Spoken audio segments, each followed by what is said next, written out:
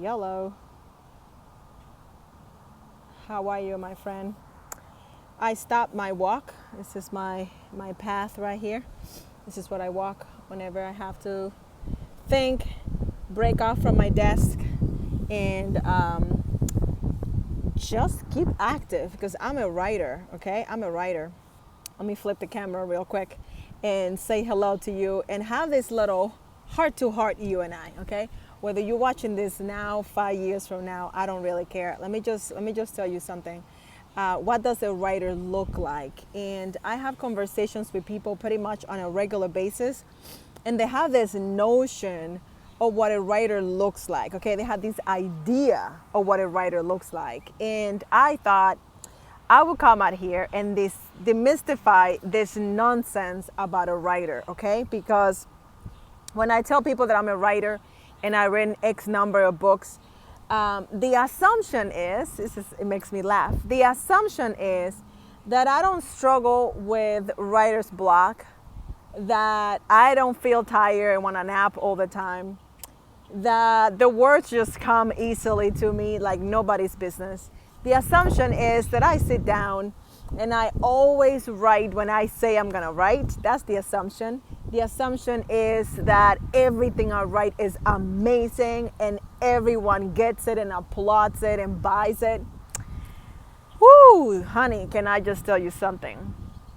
Nothing, listen to me, nothing could be farther from the truth, okay? Writers are people like you and me, okay? Writers are people. We put our pants, I have pants on right now. I put my pants on one leg at a time, just like everybody else, okay? I am not specialer, is that a word? I am not more special than you. I am not more gifted than you.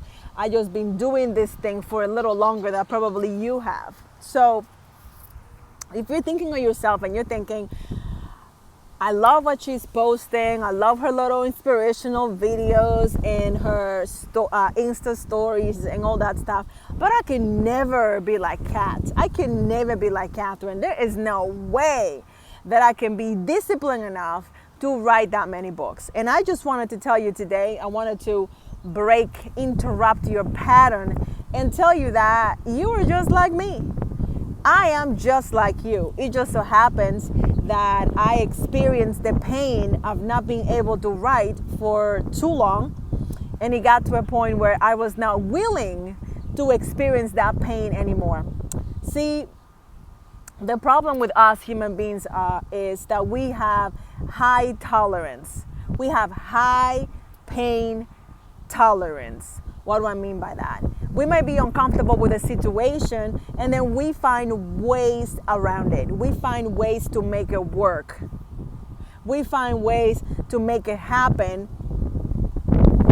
And then we just go on with our lives. And then one day it gets a little more complicated, and that hopefully is the day that you decide, okay, this is crazy.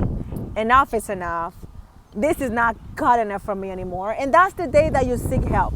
That's the day that you say, okay, whatever I need to do, I'm going to do because this is too much for me right now. That's what happened to me. I had my breaking point 20 years into my pain. 20. That's like a life sentence, y'all. 20 years into my pain. I was a writer, I think from my mother's womb. And writing was my life. I knew that when I grew up, I was going to become a writer. I knew that was my life.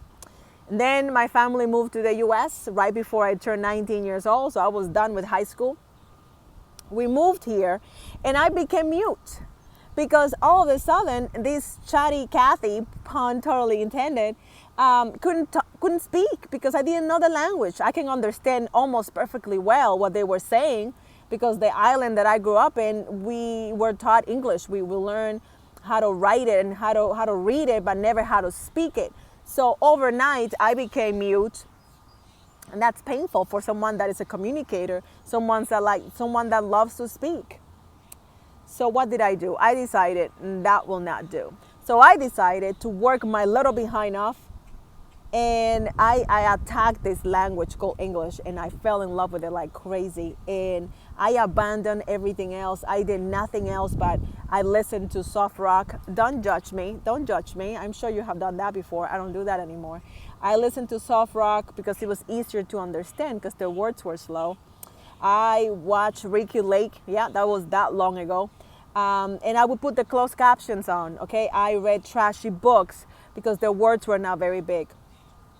And I did that 24/7. I watched any cable TV, any movie that I could watch. I put the closed caption on because I was kind of marinating this language that I knew was my gateway to my next level.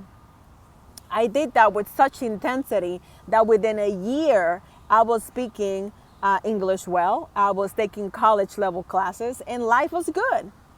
But then I lost my writing voice. I lost my confidence to write because, yes, I could speak it. Yes, I could be understood, but could I write at the level that I used to write before? I didn't think so. I lost my hope. I lost everything about writing, so I had to learn. And it was hard to learn on my own, and that's how 20 years went by. 20 years went by before I could find the confidence again and I can get the help that I needed so I can write.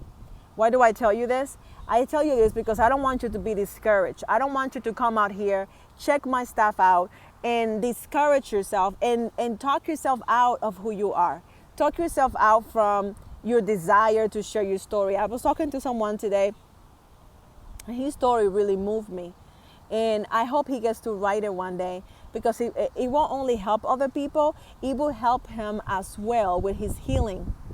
One of the things that many people don't understand about writing is that writing is the gift that authors give to themselves first. There is something about writing your pain. I really cannot do it justice, cannot explain to you how wonderful it is to write your pain. Not because it feels great, because it doesn't. But as you go through it, as you experience it, you realize something. I'm not there anymore. That thing that thought was meant to break me, it didn't break me, y'all. It made me stronger. It made me into the person that I am today. And maybe by me sharing this, I get to encourage somebody else going through the same thing right now or when I finish this book. So as I see this beautiful day and enjoy it and feel the breeze in my body and in my face, I want to encourage you today, do not be discouraged by what you see. Don't assume, and you know what they say about assuming, don't assume that because someone does something well or that is what they do for a living that it comes easy or that it used to come easy from the very beginning. There are hours upon hours of crying, of trying, of doing our best, messing up, getting up again, going to seminars, going to conferences, working with coaches left and right to become good at the thing that we love. Please don't assume for a second that everything that we do is easy, because it's not. Everyone that you see out here doing their best, living their best life, it was not always easy for them. So when you try it, it's not easy for you. I want you to remember, everything worth having is worth working for.